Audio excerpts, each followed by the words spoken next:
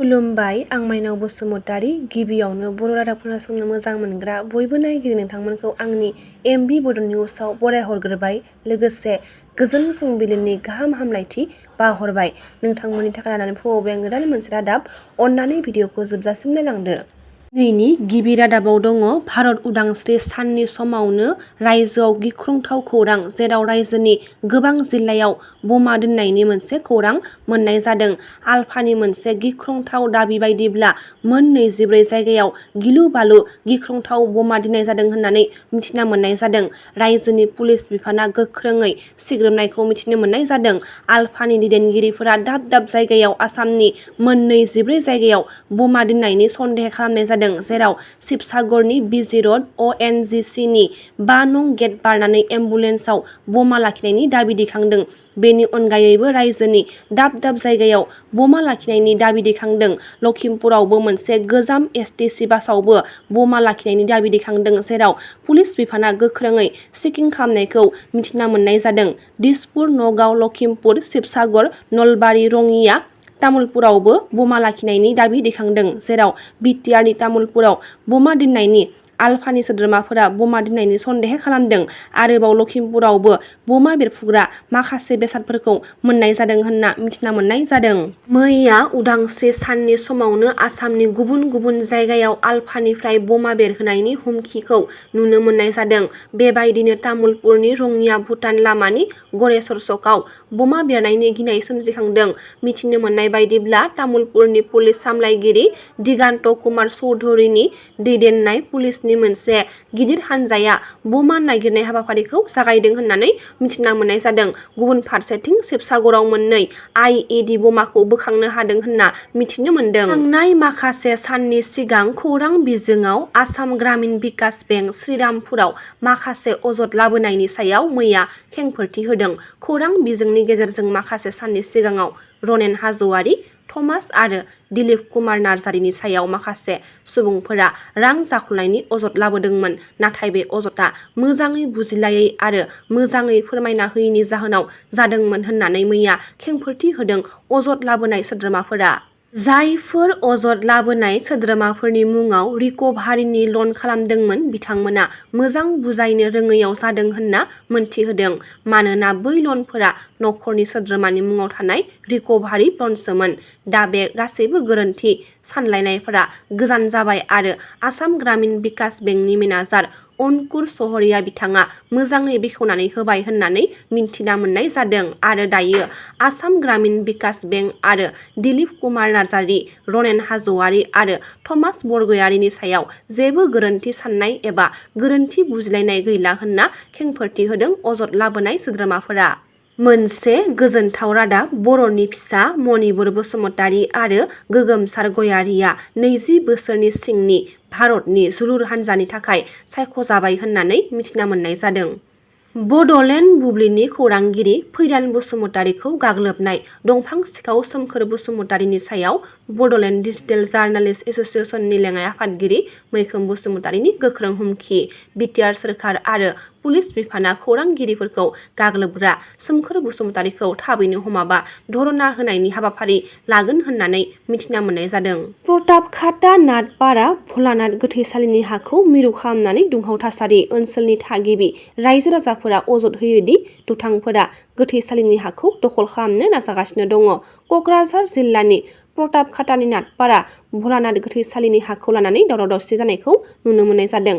जायगानि सुबुंफोरा गोथै सह गारनो गोथैसालियाव फैनाय समाव दुथां सुबुंफोरा थाला लागायनाय जाथायखौ लानानै ओनसोलनि सुबुंफोरनि गोख्रों बिजाथाइ फोरमायदों। 1200 निफ्रायबो बांसिन गुबुन गुबुन राजखान्थि दोलोनि सोद्रोमाफोरजों लोगोसे दैदेनगिरिफोरा BJP दोलोआव जगदान जानायखौ मिथिना मोननाय जादों। क'क्राझार दतमा मण्डलनि सिङाव थानाय रामफलबिल रुपनाथ ब्रह्म गोसोखां गेलेग्रा गेवलां फोथाराव खुंफुंनाय BJP दोलोनि हाबाफारियाव गुबुन गुबुन राजखान्थि दोलोनि दैदेनगिरिजों लोगोसे सोद्रोमाफोरा मैया BJP दोलोखौ मोजां मोननानै लोब लोब जगदान जाफैदों। क'क्राझार जिल्ला BJP दोलोनि आफादगिरि कबिता बसुमतारीजों लोगोसे BTRनि EM रेवा रेवा नार्जिहारि, प्रभात बसुमतारी, MCLA दतमा मण्डलनि आफादगिरि राजेन्द्र बसुमतारी बिथांमोननि नुजाथिनायाव खौरां बिजोंनि गेजेरजों फोरमायनाय बायदिब्ला BTRनि गाहाय मावफुं सोद्रोमा बिथां प्रमद बर' बिथां दैदेननाय सोरखारा BJP दोलोनि EMफोरनो मोनसेबो फान्डखौ होआ आरो जौगानाय जेबो खामानि मावना होनो हायाखै। बेनिखायनो फैगौ BTC बिसायख'थियाव BJP दोलो हिसाबै गाव हारसिंनो गेलेनानै मोनफ्रोमबो बियाबनिफ्राय देरहासार जानानै BTRआव सोरखार दागोना रोखा होननानै फोरमायनायखौ नुनो मोननाय जादों। थांनाय मैया दुलाराय भारत हादोरनाङै फालिनाय बायदिनो क'क्राझार जिल्ला UPPL दोलोआबो 78थि भारत उदांस्रि सान फालिदों। क'क्राझार सोहोराव थानाय जिल्ला मावखुलियाव भारत उदांस्रि सानजों लोब्बा लाखिनानै भारतनि फिरफिला बिरहोयो क'क्राझार जिल्ला UPPLनि आफादगिरि MLA लरेन्स इस्लारिया हाबाफारिनि गेजेरजों उदांस्रि साननि बयनिसिमबो गाहाम हामलायनाय बावहरो MLA लरेन्स इस्लारि बिथाङा। बेबायदिनो मिरु UPPLआबो मैया फुंबिलि समावनो क'क्राझार सोहोराव थानाय गाहाय मावखुलियाव 78थि भारत उदांस्रि सान फालियो। उदांस्रि सानजों लोब्बा लाखिनानै हादोरनि फिरफिलाखौ बिरहोयो मिरु UPPLनि लोगो आफादगिरि आफजल हक सरकारा। हाबाफारियावनो मिरु UPPLनि गाहाय नेहाथारि राजु नार्जारिया बाहागो लानानै 78थि भारत उदांस्रि साननि बयनिसिमबो गाहाम हामलायनाय बावहरो। मैया खुंगा 78थि भारत उदांस्रि सानखौ लोब्बा लाखिनानै गुबुन गुबुन फसंथानफोरजों लोगोसे अल बड' एक्स भलेन्टियार्स फर्स अर्गेनाइजेसनाबो गसाइगाव महकुमानि सिङाव थानाय पाटाकाटा गामिनि गेवलां गेलेग्रा फोथाराव मेहेरगोनाङै फालियो। मैया फुंबिलियाव हादरनि फिरफिलाखौ उरायहोनायनि उनाव अल बड' एक्स भलेन्टियार्स फर्स अर्गेनाइजेसना मानो आलादा रायजो बड'लेण्डनि थाखाय सोमावसारनो साखाफारा जादों बेफोर आयदाखौ लानानै गावसोरनि आफादनि गासैबो सोद्रोमाफोर आरो माखासे सानसुमैफोरखौ लानानै मोनसे सावरायमेलबो खुंफुंनायखौ नुनो मोननाय जायो। बर' हारिया आलादा रायजो बड'लेण्ड सोमावसारनायनि गेजेरजों दिनैसिम भारत सरकारजों मोनथाम गोरोबथा खालामबाय, नाथाय बेफोर गोरोबथानि गेजेरजों बर'फोरनि जेंनाफोरा सुफुं जाजोबाखै। बेनि थाखायनो बेफोर गोरोबथाखौ लानानै अल बड' एक्स भलेन्टियार फर्स अर्गेनाइजेसना गोजोननाय गैया। बेनि जाहोनावनो गासैबो बर' रायजो राजाफोरनि मददजों अल बड' एक्स भलेन्टियार फर्स अर्गेनाइजेसना आलादा रायजो बड'लेण्डनि थाखाय थाबैनो भारत सरकारजों सावरायनो थांखि लादों।